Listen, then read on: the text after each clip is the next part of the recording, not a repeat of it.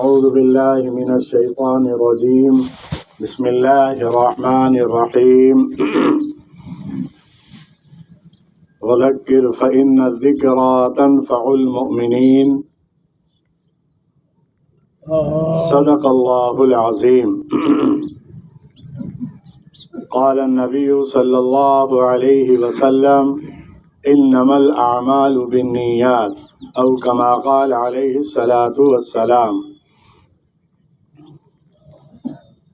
اللہ جل شانہ و من والہ کا احسان اور اس کا فضل ہے کہ اللہ نے ہمیں اس سال کا ماہ مبارک نصیب فرمایا۔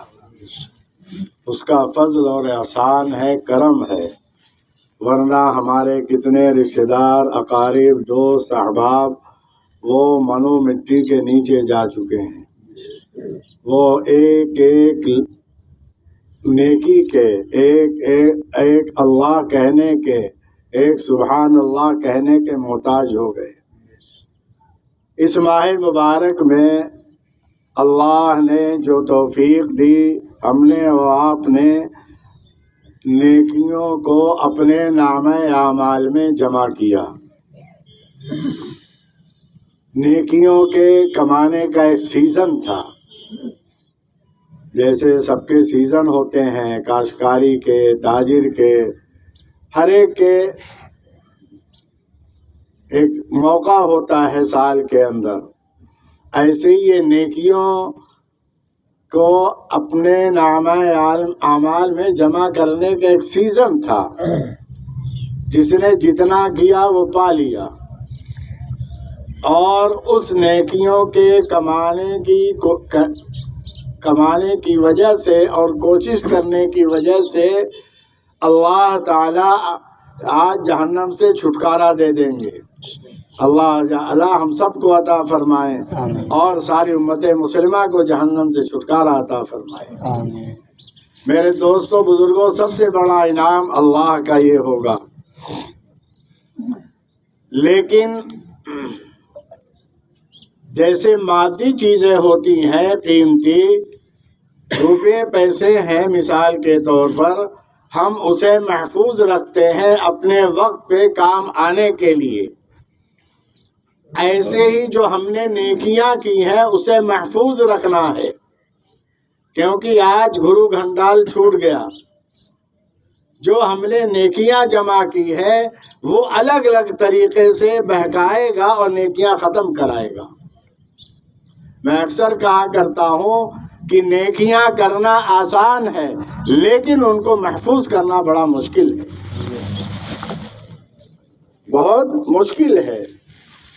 اس لیے اس کی طرف بہت ہی توجہ کی ضرورت ہے کہ ہماری نیکیاں ضائع نہ ہوں۔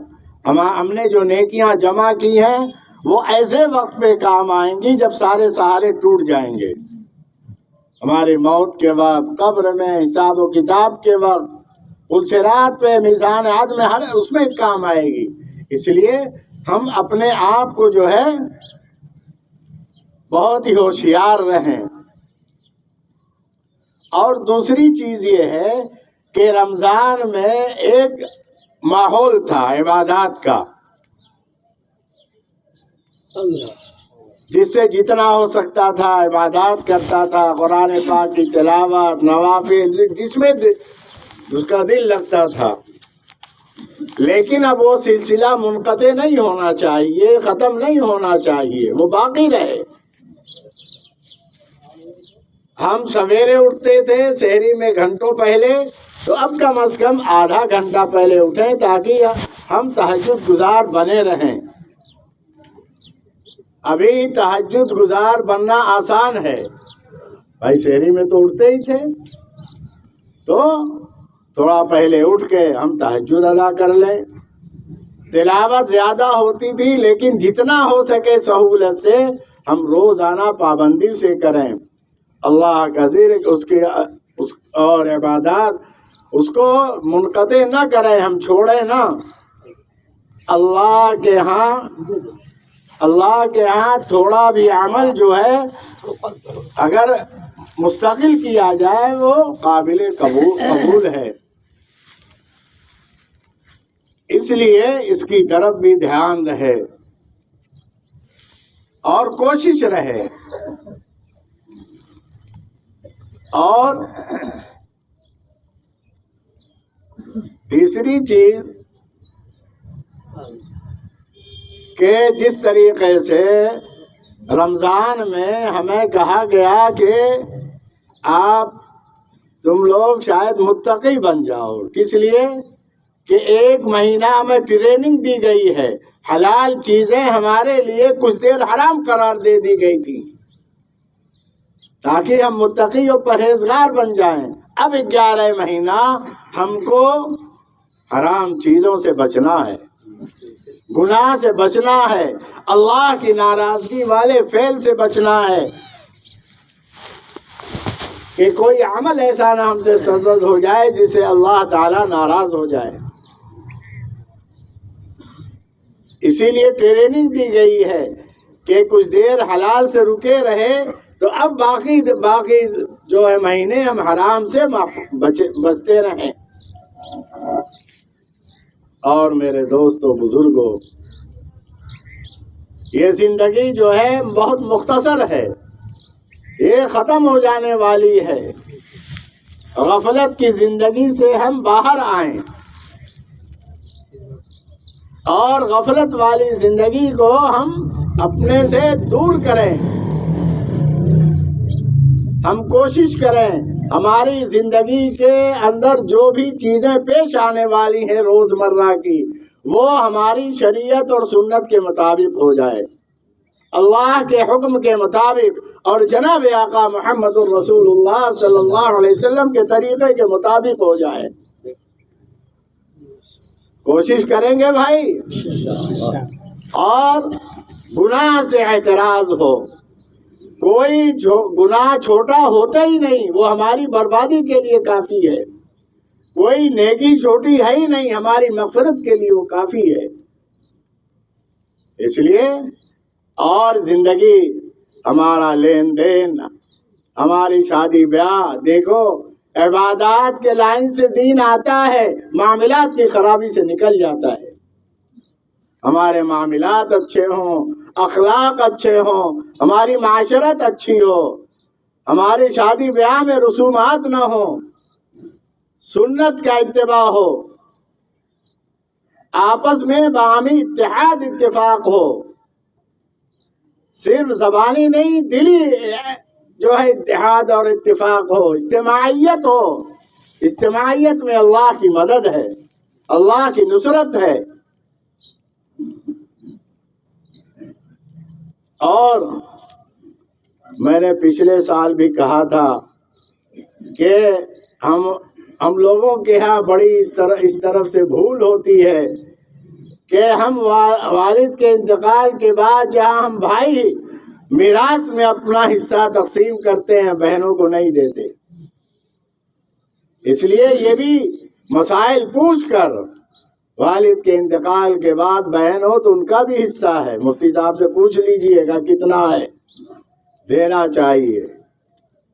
اگر نہیں تو آدمی ساری زندگی حرام کھاتا ہے، کسی کا حصہ غصب کر کے کھاتا ہے.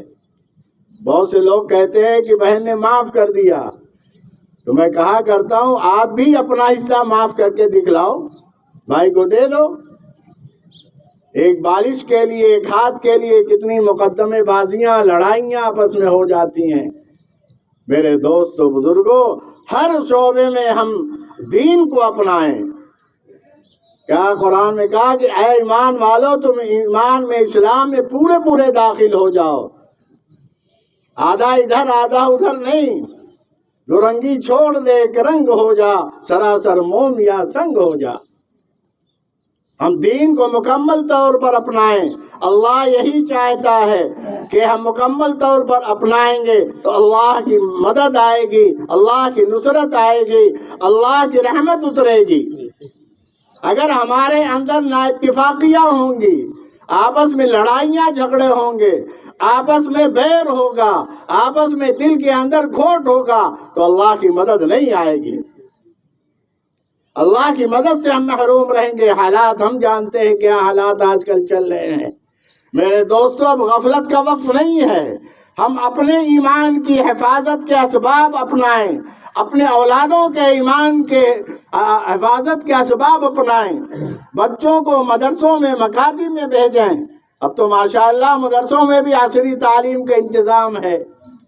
ہمیں دونوں شعبوں کی ضرورت ہے، ہمیں عالم اور حافظ کی بھی ضرورت ہے، ہمیں ڈاکٹر، انجینئر، وکیل کی بھی ضرورت ہے، ہر شعبے کی ضرورت ہے۔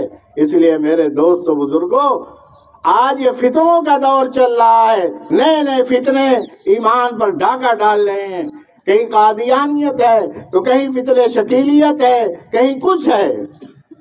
ہم کان کھڑا رکھیں، جیسے دنیا کے معاملے میں ہم ہوشیار رہتے ہیں ایسے دین کے معاملے میں بھی ہوشیار رہیں، ہم بیوقوف نہ بنیں۔ علماء سے اپنا رابطہ رکھیں، ان سے اپنے مسائل پوچھیں۔ میرے والد صاحب حضرت مولانا منیر صاحب رحمۃ اللہ علیہ اکثر فرمایا کرتے تھے، کوئی بھی چیز دیکھ کر نہ عمل کرو، سیکھ کر کرو، سیکھ کر پوچھ کر عمل کرو۔ اس لیے میرے دوستو بزرگوں، آج یہ عہد کر کے جائیے کہ انشاءاللہ اللہ کی نافرمانی نہیں کریں گے، گناہ نہیں کریں گے۔ اور آخری بات کہ نماز پنجگانہ انشاءاللہ ہم جماعت کے ساتھ مسجد میں پڑھیں گے۔ ہم رمضان میں 20 رکعت تراویح پڑھتے تھے، پڑھتے تھے نا بھائی، اور الگ سے نوافل بھی پڑھتے تھے، لیکن اب کم سے کم 5 وقتہ نماز ہم جہاں بھی رہیں جماعت کے ساتھ مسجد میں پڑھنے کی کوشش کریں، نماز کو نہ چھوڑیں۔ اور میرے دوست و بزرگوں، یہ تفصیل کا موقع نہیں ہے، میں نے چند باتیں عرض کر دی، اصل عمل ہے۔ بات سے تو باتیں ہوں گی، عمل سے عمل ہوگا، اس لیے ارادہ کریں، میں بھی کرتا ہوں، انشاءاللہ کریں گے نا بھائی سب لوگ؟ ہاں، اور بہنوں کو حصہ بھی دیں گے انشاءاللہ۔ پچھلے سال جب میں نے کہا تھا تو بعد میں حضرت مولانا رئیس الدین صاحب رحمۃ اللہ علیہ نے کہا کہ حضرت آپ نے کہا ہمارے علاقے میں بہت رواج نہیں ہے، انہوں نے کہا آپ آئندہ آئیں گے انشاءاللہ تو دیکھیں گے، تو چلے گئے، اللہ ان کی مغفرت فرمائے۔ اس لیے میرے دوستو، دنیا جو ہے چند روزہ ہے۔ دیکھیے حقوق العباد، حقوق اللہ معاف کر دے گا، لیکن حقوق العباد نہیں معاف کرے گا۔ اس لیے ہم حقوق العباد میں بھی اپنے آپ کو ہوشیار رکھیں۔ اللہ ہم سب کو صحیح طور پر زندگی گزارنے کی توفیق عطا فرمائے، ہر اعتبار سے اللہ ہم سب کو اپنی حفظ و امان میں رکھے۔ Thanks for watching. Don't forget to like, comment, share and subscribe to Al Wahid channel.